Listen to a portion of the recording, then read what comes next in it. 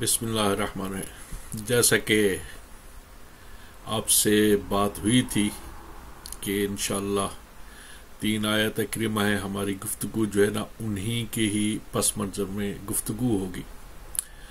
تو آج ابتدا کرتے ہیں۔ یہ ڈاکٹر غلام جیلانی برق صاحب کی کتاب ہے اور کتاب کا نام ہے 2 قرآن۔ اس میں سے میں پڑھ رہا ہوں اور بات پھر وہی ایک دفعہ میں پھر آپ کے گوش گزار کرنا چاہوں گا کہ 3 آیت کریمہ۔ پہلی آیت کریمہ لیس الانسان الا ما سعی، انسان کو کچھ نہیں ملتا ما سوائے اس کے کہ جس کی وہ کوشش کرتا ہے۔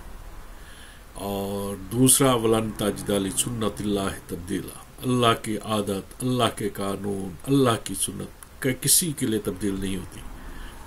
اور تیسری جو آیت کریمہ ہے وہ ہے ان بطش لربک لشدید، بے شک تیرے رب کی پکڑ بہت سخت ہے۔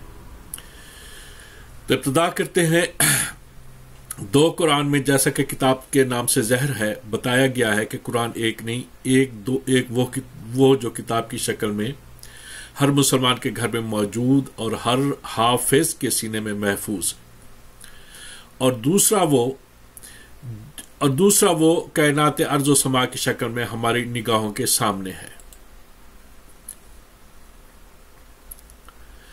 یہ دھرتی، یہ سورج، یہ چاند، یہ ان گنت ستاروں بھری کہکشاں، یہ بادل اور یہ ہوائیں، یہ پانی سے لدی ہوئی گھٹائیں، یہ جھکتے ہوئے پھول، یہ چہکتے ہوئے پرندے، سمندر اور خشکی کے یہ مہیب جانور، یہ سونے چاندی، ایلومینیم، کوئلے اور لوہے کی کانیں، یہ سرب فلک پہاڑ، یہ لک دک صحرا اور وسیع و بسیط سمندر، یہ سب کے سب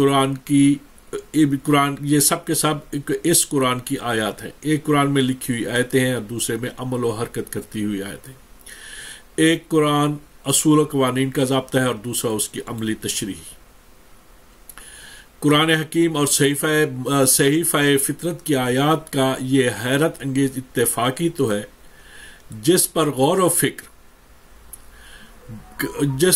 فکر کرنے کا بارہا حکم دیا گیا ہے، لیکن مسلمانوں کی بد نصیبی کہ انہوں نے مظاہر فطرت اور عجائبات عالم کے اندر چمکتی ہوئی سچائی سے منہ موڑ کر زندگی سے باہر کسی دوسری سچائی کی تلاش شروع کر دی۔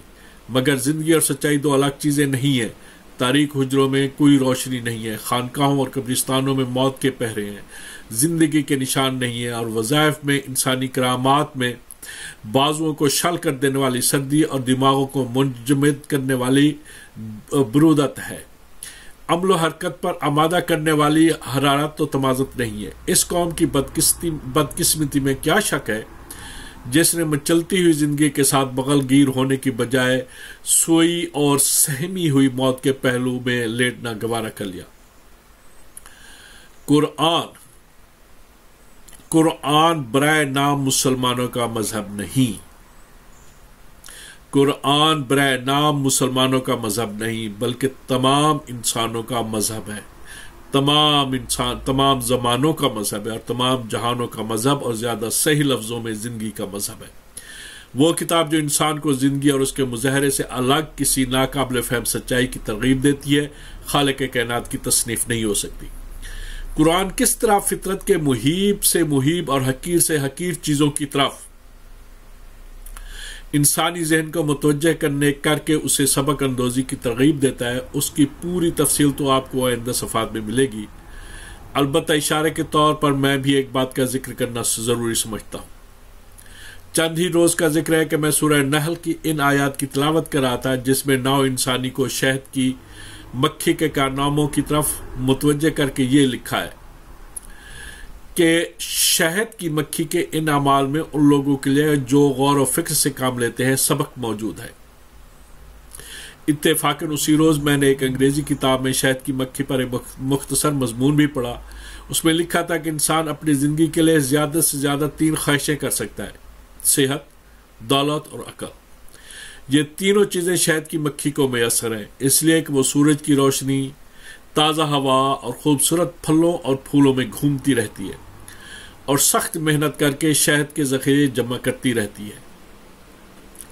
اس مختصر مضمون کا مطالعہ کرنے کے بعد میں نے اپنے دل سے سوال کیا، کیا در حقیقت مکے کے اعمال میں انسانوں کے لیے سبق موجود نہیں؟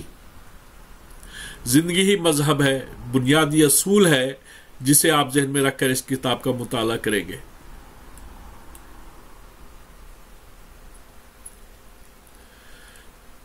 مظاہر فطرت کے متعلق کوئی آیت ایسی نہیں ہے جسے سائنس کی روشنی میں پیش نہ کیا گیا ہو۔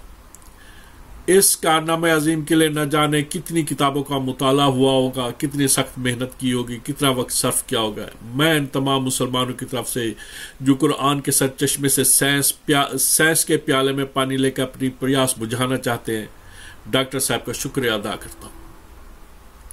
شکریہ اب تک کے لیے اتنا، پھر انشاءاللہ آگے جو ہے کل پھر انشاءاللہ آپ سے بات ہوگی۔